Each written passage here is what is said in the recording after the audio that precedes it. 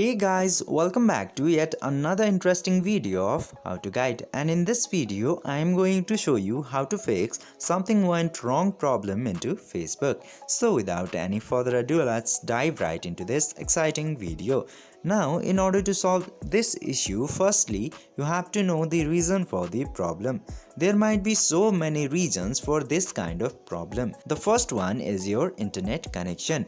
To solve this issue, just simply check your internet connection and then try opening the Facebook if the internet connection is alright. And the second issue might be that your password or login.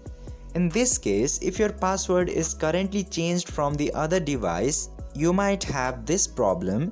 In this case, you just simply have to log out from your Facebook account and log in again with the new password if you have changed it from the other device, but if you haven't, you should try to reset the Facebook password. And the third most common reason for this problem might be the cluttered cache of your Facebook. In this case, just simply go to your app settings into your device and after that select Facebook in there.